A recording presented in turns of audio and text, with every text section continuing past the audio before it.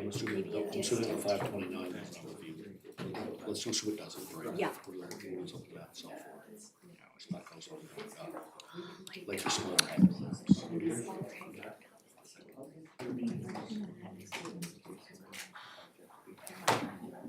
Gosh, like this would be definitely not probably being 1.4 of these. And some of them would be. So 1, 2, 3, that's less than 600,000. Yeah, like it's just like I don't think. We're talking about Custom.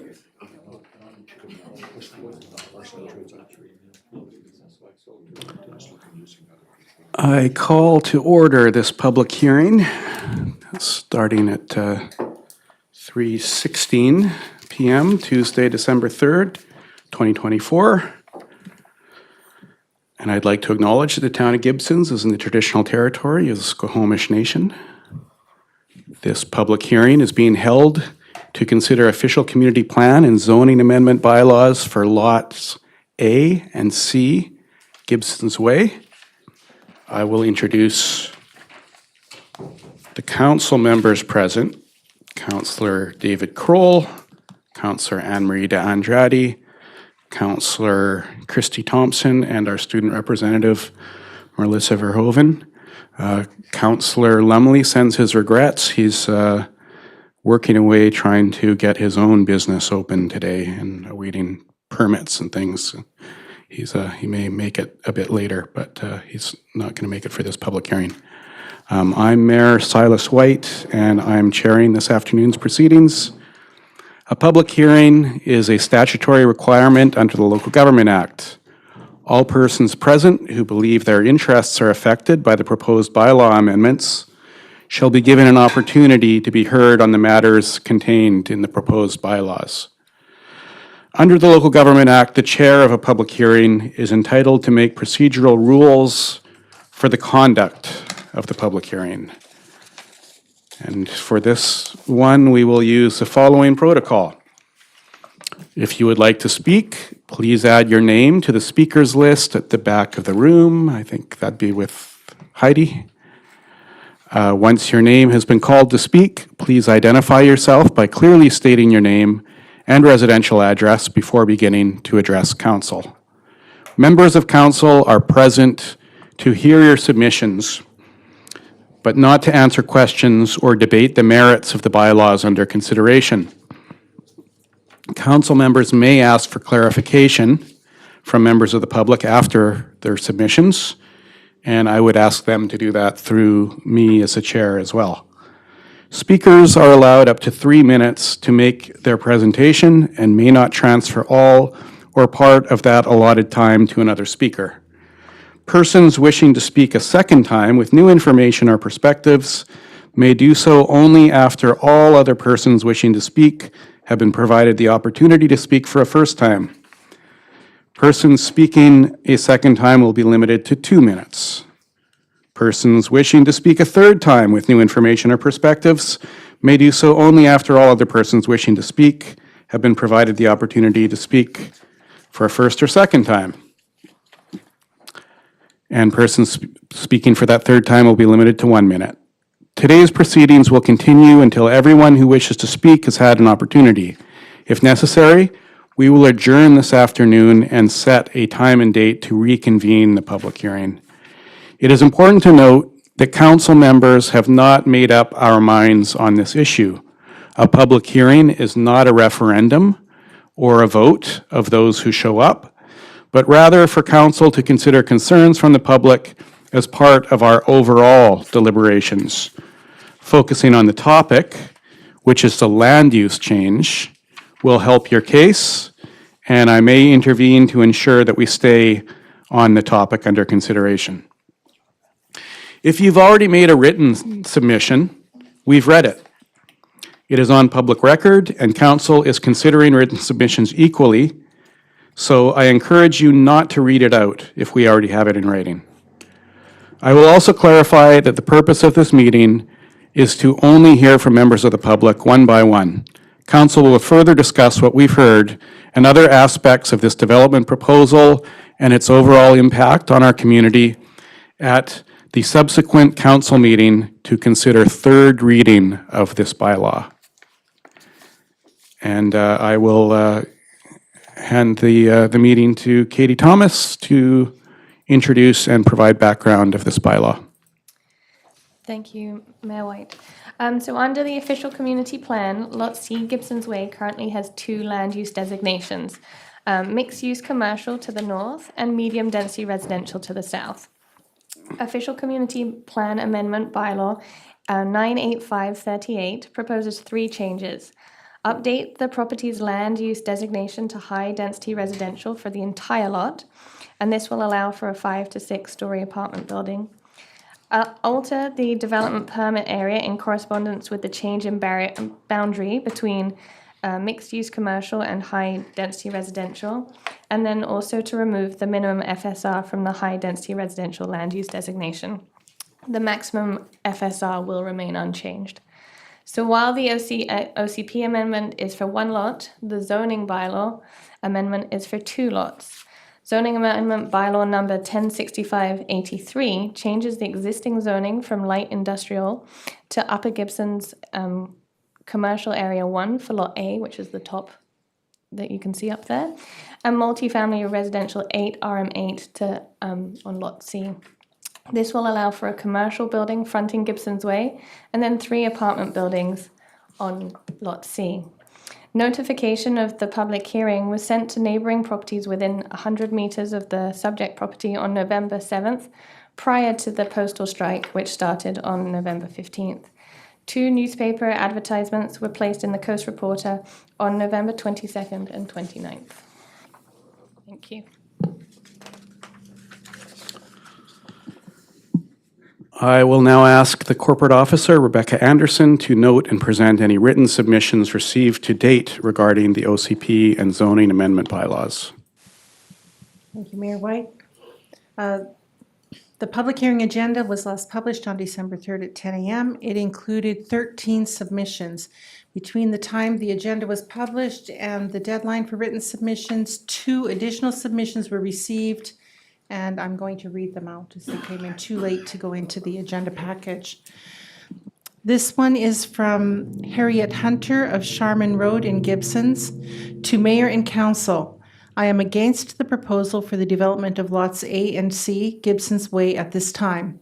I suggest that our official community plan be updated first and that the town involve the community in this undertaking. Further, I do not support such a large development on our wetlands, a crucial element of our environment. There has been no discussion as to how these wetlands will not be harmed by this development, nor about what will be done if harm does occur. Finally, a main focus for the town of Gibsons must be the preservation of our aquifer. Why are we still building without mandating grey water systems in new development? Sincerely, Harriet Hunter, Sharman Road, Gibsons. This other is from Jan Van Hoff of Sharman Road, Gibsons. Regarding rezoning lots A and C Gibsons Way, to Council, I am against the rezoning for lots A and C until there has been further research concerning our aquifer and all the development that this town council proposes, not just lots A and C on Gibsons Way. How do we go from the 10,000 people the aquifer can supply, a number given in 2013, to that of 12,000 to 15,000 given in 2024? In the last few years, we have had water restrictions. The town's solution has been to drill more wells. All wells in Gibsons are fed from the slow melting of snow, and this has not been something we have had much of these last few years. Jan Van Hoff, Sharman Road, Gibsons. As noted, individuals may choose to forward written submissions via email to clerk@gibsons.ca, that's CLERK, @GIBSONS.ca, up to the close of the hearing. Those submissions will be collated at adjournment and circulated to council for consideration.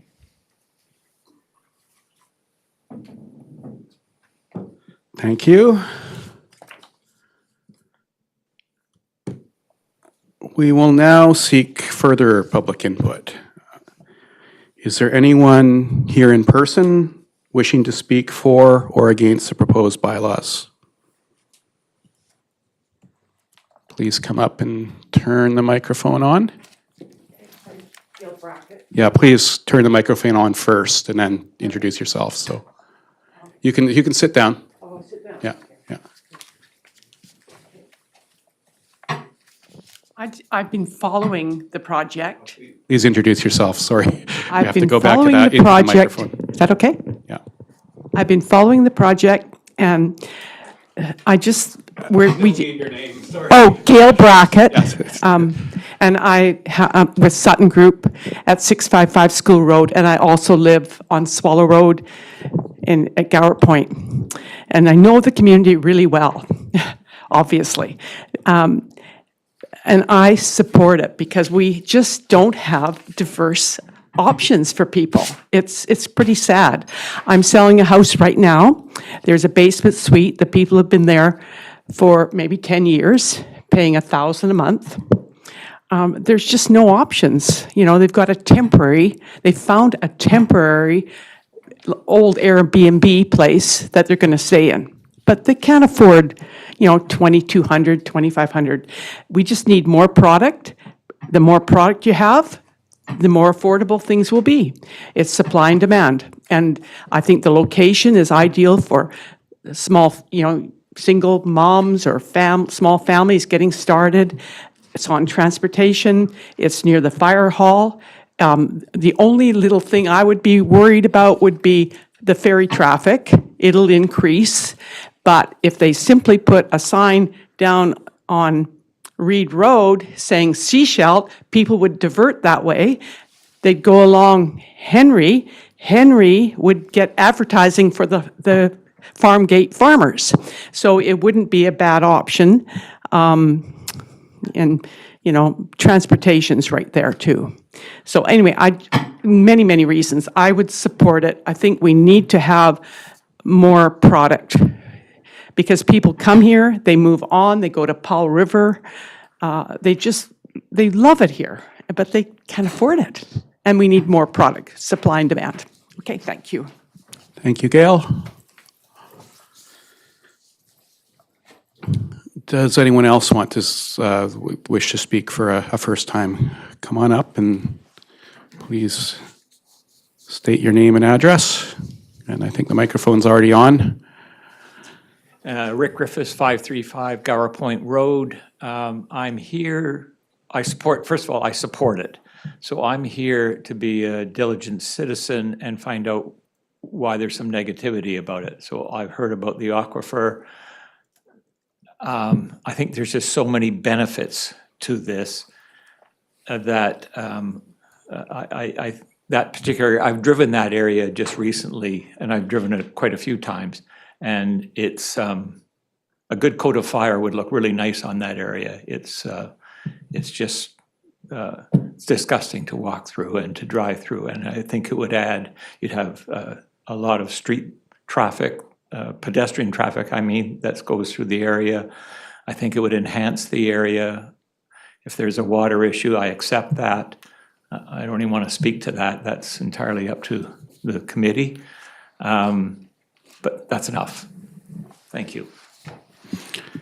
Thank you, Rick. And I'll just state too that as far as submissions, other written submissions, there are some in our agenda package as well for third reading that are available. That's available online. That council will need to address when we discuss third reading. Does anyone else wish to speak for a first time on this matter? Okay, I'm seeing none. For a second time, is there anyone wishing to speak for or against the proposed bylaws? I see none, and I will ask one more time. For a third time, is there anyone wishing to speak for or against the proposed bylaws?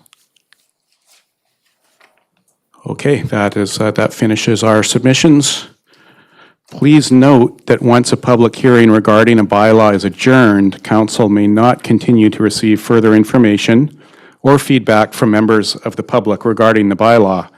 municipalities are legally required to ensure transparency, procedural fairness, and due process when considering public input regarding a bylaw. This legal requirement arises from common law established by court cases and includes requiring that all public feedback received be publicized as part of the open session, the public hearing, and is made available to everyone in attendance. This is to ensure transparency of everything that is considered by members of council when giving the bylaw further readings. For this reason, council and staff accept public input up until the adjournment of this public hearing, and nothing is accepted afterwards. And there being no further input, I will entertain a motion to adjourn. Moved by Councillor Kroll, seconded by Councillor Thompson. All those in favor? The public hearing is adjourned. And it's 3:31.